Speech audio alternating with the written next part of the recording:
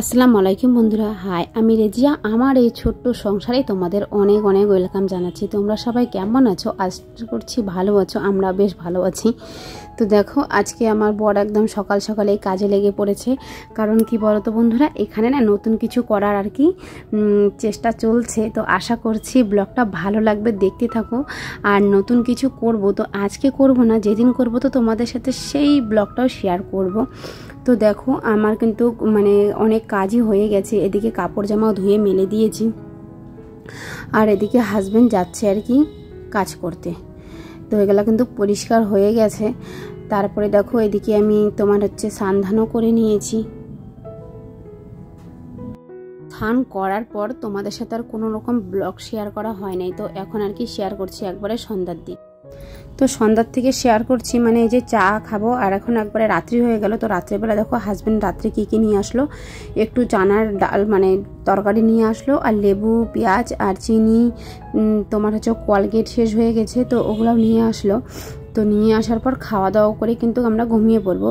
তো কি বলো তো বন্ধুরা, আমি না 2 দিনের ব্লগ আজকে আর কি দিচ্ছি। কারণ কি বলো তো, ব্লগটা না করতে না ভুলেই যাচ্ছিলাম আর কি।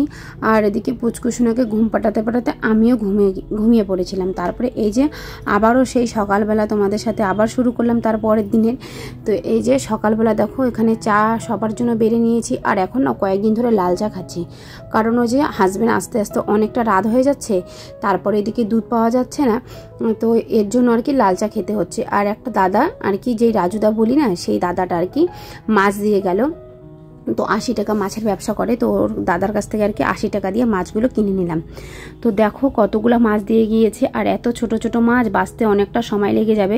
তো ওর জন্য যতগুলো দুটো দুটো করে সবার ভাগে নিয়ে নিয়েছি, ওগুলো খাবো। আর যা আছে সব ফ্রিজে রেখে দিলাম আর কি। তো ফ্রিজে রেখে দিলাম। আর এই যে এখন এগুলো ভেজে নিচ্ছি। তো ভাজা হয়ে গেছে। তো এই বড় চুলাটার মধ্যে আর কি এখন রান্নাটা করে নেব। ছোট চুলাটার মধ্যে না হচ্ছে না, মানে দেরি হচ্ছে। তো এই যে এদিকে এখন রান্না করব, পুচকুসোনাকেও খাওয়াতে হবে। আর তাড়াতাড়ি করে রান্না করে নিচ্ছি। আর সকাল সকাল করেই তাড়াতাড়ি রান্না করে নিই। তো সকালে এই ভালো অভ্যাসগুলোর জন্য আমার জীবনে না অনেক কিছু পাল্টে গিয়েছে, জানো তো কিছু বন্ধুরা। তো এই যে এখন পুচকুসোনাকে খাওয়াবো। আর সেই সকালবেলা উঠেছি বললাম না, সকালবেলা উঠেই সমস্ত কাজ বা সেরে নিয়েছি, বাসনপত্রও ধুয়ে নিয়েছি, রান্নাও হয়ে গেছে। আর এই যে এদিকে এখন আমি কাপড় জামাগুলো ফুলিয়ে রাখবো। কারণ কি, এগুলা এখন ফুলিয়ে রাখলে কি বলতো, যখন স্নান করতে যাবো না, ততক্ষণ এই নোংরাটা একদম মানে উঠে যাবে। তো ওর জন্য আর কি আগের ভাগে ফুলিয়ে রাখলে ভালো। আমি তো এরকমই করে থাকি। কারণ কি, পুচকুসোনার জামা কাপড়গুলো একটু হলেও নোংরাটা হয়। আর খাওয়া দাওয়া লেগে থাকে, আইঠা লেগে থাকে রাত্রেবেলা খাওয়া দাওয়া করানোর পর। তারপরে বিকালবেলার পর থেকে তো আমার জামা কাপড় আর ধুই না। কারণ রোদ্রু নেয়, শুকায় না। তার মধ্যে জল কলে নিয়ে যায় কে ধুবে, বা নদীতে যায় কে ধুবে। বাড়িতে জল থাকলে যা জল থাকে সবগুলো আমাদের রাত্রে কাজে লাগে। তারপরে বাসন টাসন মাজতে জল লাগে না। তো ওর জন্য সব একটা গামলার মধ্যে ঢিপ করে রেখে দেই। তারপরে আমি ঠিক সকালবেলা আর কি ওই কাপড় জামাগুলো ধুয়ে ফেলি,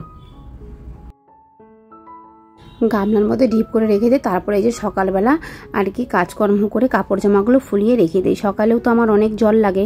তো জলটা টানার জন্যই আমাদের এত প্রবলেম হয়ে যাচ্ছে না, কি বলবো। তার মধ্যে সেদিন আমরা তো ঘুরতে গিয়েছিলাম, তোমরা তো দেখছিলে ব্লগের মধ্যে। তো সেই ঘোরাতেই আমার হাজব্যান্ডের একদম বুকের মধ্যে ব্যথা লেগেছে না, মানে ওই যে এত কন্টিনিউ টোটো চালিয়েছে। তারপরে এসেও না ও ভাড়া মারতে গিয়েছিল, তোমরা তো দেখতেই পারছিলা। তো চলে গিয়েছিল আর কি। তো ওর না বুকের মধ্যে আর কি ব্যথা হয়ে গেছে আর কি। এতক্ষণ কন্টিনিউ টোটো চালিয়েছে, তারপরে আবারও বাড়ি এসে আবার টোটো চালাতে গিয়েছিল না, ওর অনেকটা বুকের মধ্যে ব্যথা হয়ে গেছে। তো আমি বলছিলাম যে যেতে হবে না। তো এখন আর কি বুঝতে পারছে যে এতক্ষণ টোটো চালিয়ে ওর বুকের মধ্যে আর কি বুঝতে পারলো যে টোটোটা চালিয়ে আর কি বুকের মধ্যে ব্যথা উঠেছে। তো আমি তো তখনই বলেছি যে আবার রাত্রের মধ্যে যেতে হবে না।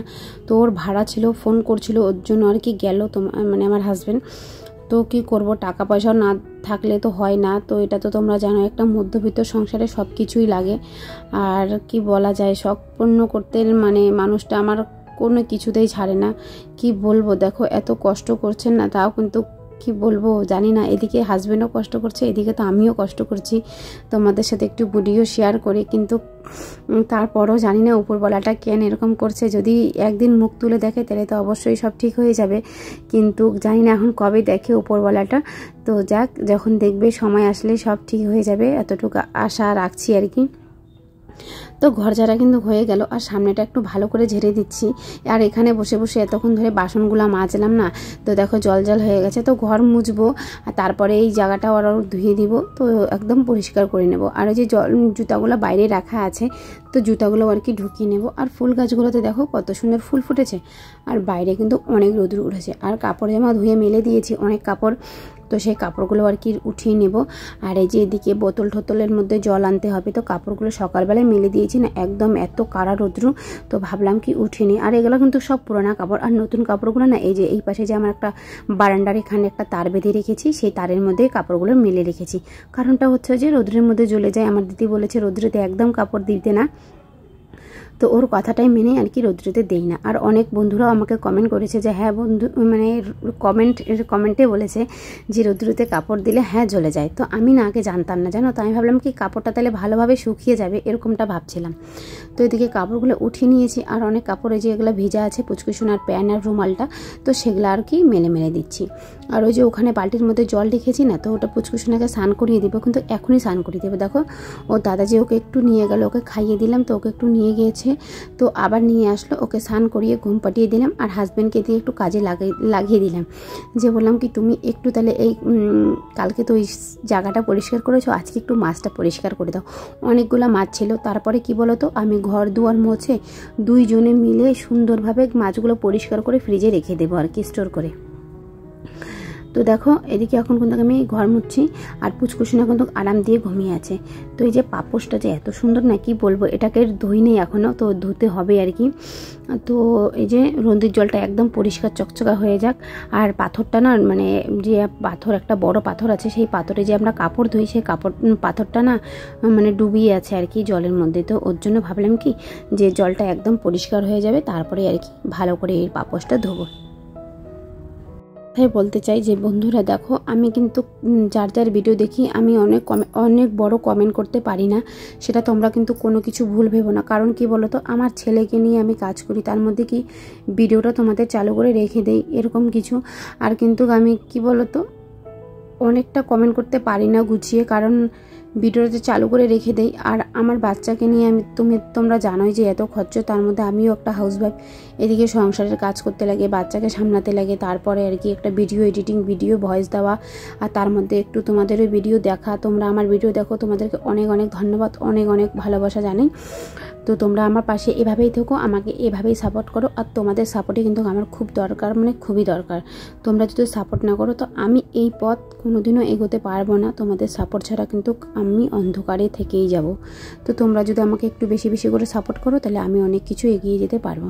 তো দেখো একটা আপেল, একটা মৌসুমি বলছি, হ্যাঁ মৌসুমি মনে হচ্ছে, বের করে নিলাম। আর এদিকে স্নান করে এখন হাজব্যান্ডের ভাড়া চলে আসলো, তো আমাকে বললো তাড়াতাড়ি আগে ভাতটা বের করো, ভাতটা খেয়ে নিই, তারপরে তুমি কাপড় জামাগুলো আস্তে আস্তে করে মিলো। তো ওর জন্য কি করলাম, আমাকে ভাতটা বের করে নিলাম, তারপরে আর কি পরে কাপড়গুলো এভাবে করে জল গড়ানোর জন্য রেখে দেবো। অনেকটা বেলা হয়ে গেছে না, এখন আর কাপড়গুলো করবো না, মেলবো না, মাছ বাছতে অনেকটা বেলা হয়ে গেছে। তারপরে তো মাঝে হাজব্যান্ড খাওয়া দাওয়া করে কি করলো, আমি বাসনপত্র ধুয়ে কাপড় চাপড় মেলে দিলাম। তারপরে এদিকে হাজব্যান্ড মানে আমাদের ফ্যানটা, তো এই ফ্যানটা নষ্ট তোমাদের বলেছিলাম, তো ওই ফ্যানটার আর কি ঠিক করলো সুইচটা।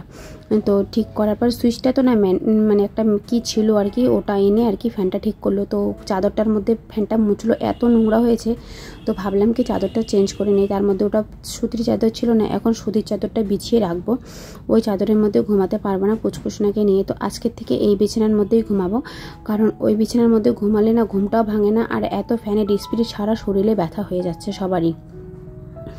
তো এই যে এখন চাদরটা বিছিয়ে নেব, আর বিছিয়ে আমরা এই বিছানায় আজকের থেকে ঘুমাবো। তো ওই বিছানায় ঘুমাতে গেলে অনেকটাই প্রবলেম হয়ে যায়। আর এখন কিন্তু পুচকুসোনা উঠে গিয়েছে, ওর ঘুমানো হয়ে গেছে, দেখো ওই যে ওর মাথা দেখাই যাচ্ছে। তো এখনও ঘুম থেকে উঠিয়ে সিধা চলে আসলো। তো ব্লগটা এখানে শেষ করছি। তোমাদের ভালো লাগলে লাইক, শেয়ার এন্ড সাবস্ক্রাইব করে পাশে থেকো। আজকের জন্য